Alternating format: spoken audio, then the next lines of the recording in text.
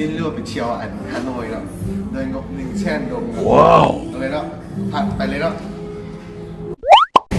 เอาวันนี้เขากำลังจะขึ้นรถขึ้นเมล์แล้วไปเที่ยวครับไปเที่ยวเลยครับเราไปกันเลยเนาะ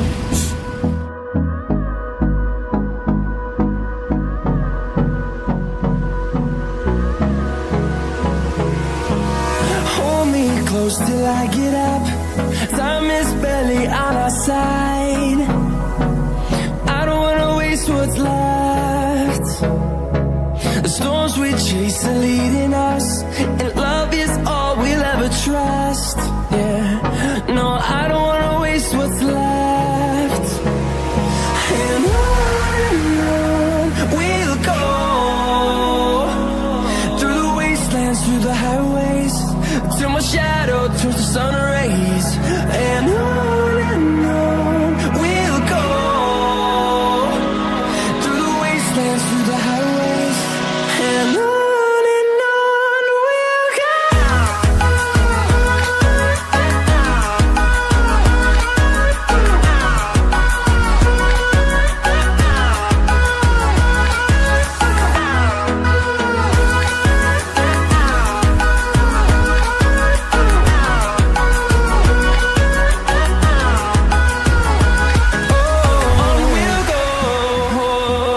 เอาทีนี้เนาะเข้าหามาเรื่องอยู่แม่สิบพันเนาะก็ได้รับค่าใช้จ่ายค่ารถคนละ4,000เนาะว่าคนนึงละแสนเนาะเดี๋ยวนี้เรียกประมาณ86,000เนาะเอาเดี๋ยวนี้เขามาไปย่างแล้วกันไปส่งเนาะย่างนี่เลยเนาะเอาแล้ว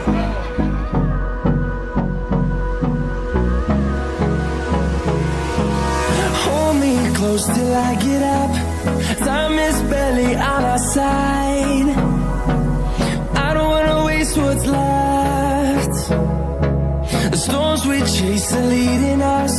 and love is all we'll ever trust. Yeah, no, I don't wanna waste what's left. And on we'll go, through the wastelands, through the highways, till my shadow turns to sun rays. And on we'll go, through the wastelands, through the highways. And on โอ้ทะเลสาบเนาะโอ้เสียเนาะเพื่อนมีนักวัดพาเพื่อยังพาไม่ทำจากคนเนาะเอาเชิญเพื่อนไปเนาะเอาไป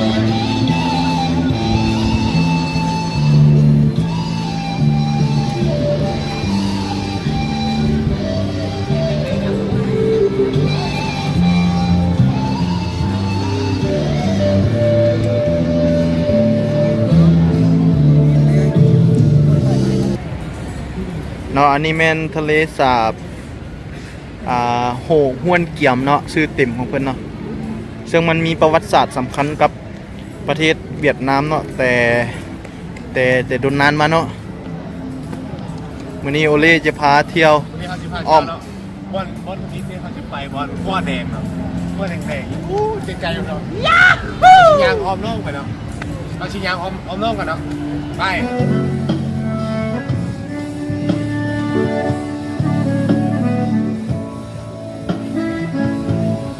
I love you, confetti, don't like we gon' double the step on the wall. I'll be the bunny and you be my cry. We better die, X's and O's.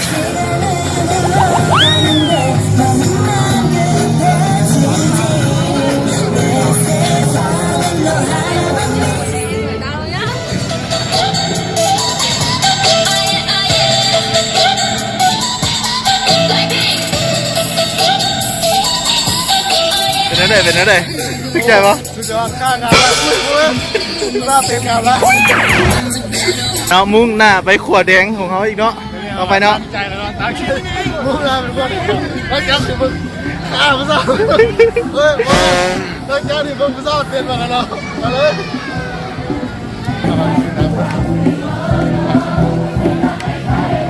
ว้าว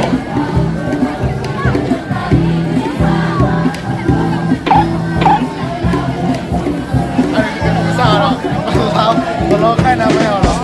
นี่เขาก็เชื่อไปรอ10,000น้ำมะเกียงแล้ว เมื่อกี้เขามาเชี่ยงกันเลยเนาะ10,000แล้วก็เอาเนาะนี่ได้ทางชิมาให้เป็นเนาะ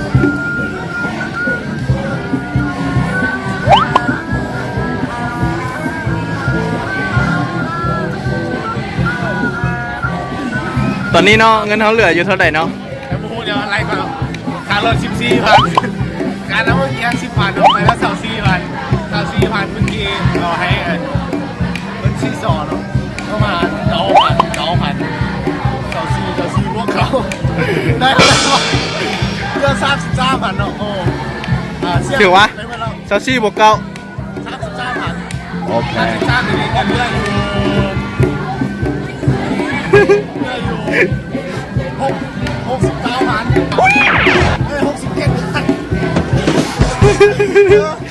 เอาตัวคณิตศาสตร์แล้วเนาะ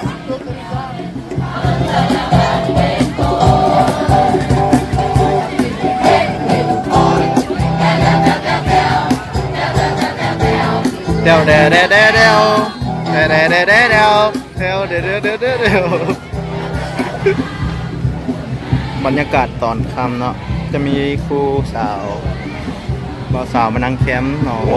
และเป็นเกาะกลางน้ำเนาะมีประวัติศาสตร์ว่าแต่ก่อนนั้นเป็น มีเตาตัว มีเตาสวยง่ายเนาะ Through the wastelands, through the highways, and on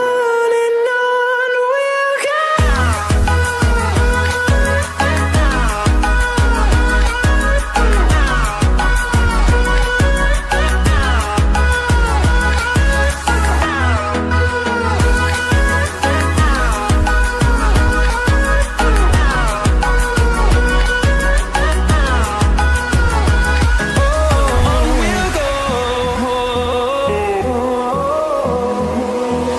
Finding life along the way, melodies we haven't played. No, I don't want. เอาเรื่องนี้เขาจะพาไปสร้างแยกน้ำพุเนาะแต่คนอื่นบอกไอ้เขาได้กับงูเด้อเดี๋ยวนี่ของสร้างแยกน้ำพุ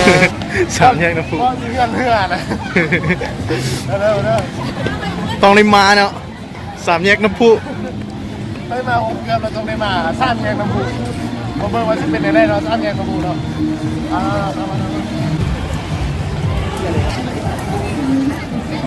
ซอกกินอีกแล้วเนาะซอกกินอีกแล้วเนาะ หิวเขาเลย หิวข้าวแล้วเนาะเดี๋ยวเขาพาไปจุดน้ำพุแล้วเขาจะพาไปโลกกินเนาะ เอาเบียร์จะปองก่อน ฮะโอ้เป็นสิ่งที่น่าสนใจนะ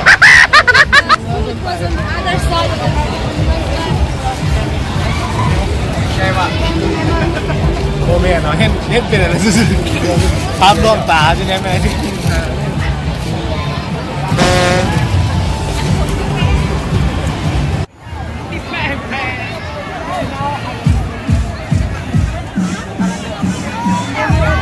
ขึ้นลำพูเนาะ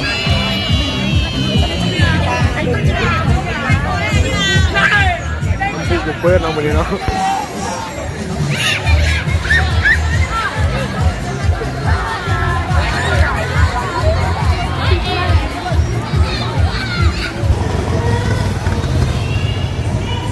เอาเรื่องนี้เขาไม่ได้กินแล้วเนาะเขาจะไปกินบีเกี๊ยวกันเนาะ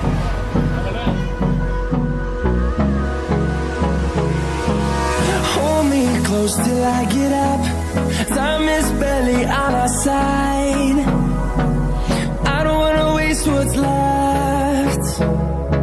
The storms we chase are leading us. เนาะนี่คือมีแห้งเนาะเป็นมีแห้งเนาะเป็นอะไรครับมาซิมกันมึงเนาะรีบปรุงเนาะ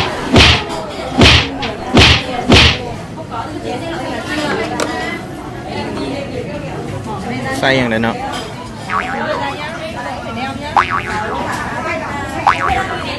คือจะแซ่บไอ้บุ้งจะแซ่บบุ้งบอก รีซิมให้เบิ่งเนาะ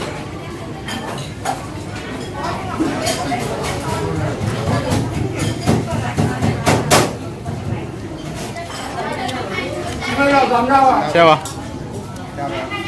โอเคยกโป้หรือยกก้อยยกโป้ให้เลยเนาะยอดไล่ ลงตลาดเลยเนาะไป อะไร เบิ่งกันเลยกล้องทับต้องเดินเนื้อทองแล้ว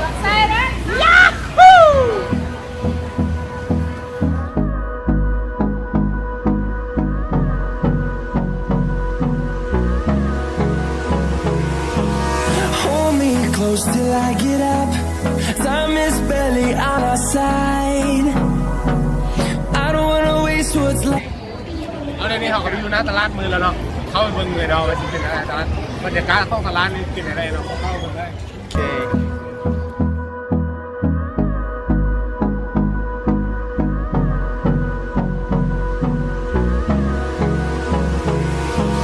Hold me close till I get up. Time is barely on our side. I don't wanna waste what's left. The storms we chase are leading us, and love is all we'll ever trust. Yeah, no, I don't wanna waste what's left. And on we'll go, through the wastelands, through the highways, till my shadow turns to sun rays. And on เอาไปที่เขาก็มาฮอดมวนนั่งซิลเนาะเป็นพับเป็นบาร์เนาะคือแค่นี้โอเคสุดๆต่อไปแล้วก้มน้อยเนาะบางทีอาจจะทะลุมุกที่ตามไป จังไหนเขาจะมานั่งซิวอยู่หันใดหันหนึงแถวนี้เนาะเดี๋ยวนี้พาโลกกันเนาะ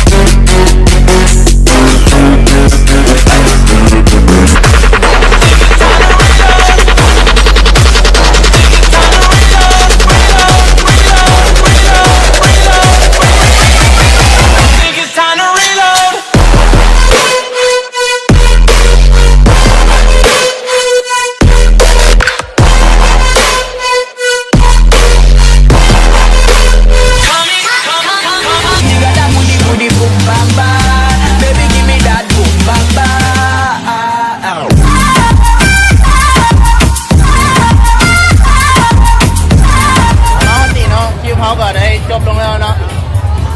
ฝากกดไลค์กดแชร์เนาะช่องแอมซ่าช่องของเขาเนาะที่เป็นช่องใหม่เนาะฝากติดตามเนาะคลิปหน้าของเขาจะเป็นอย่างไรไปเนาะ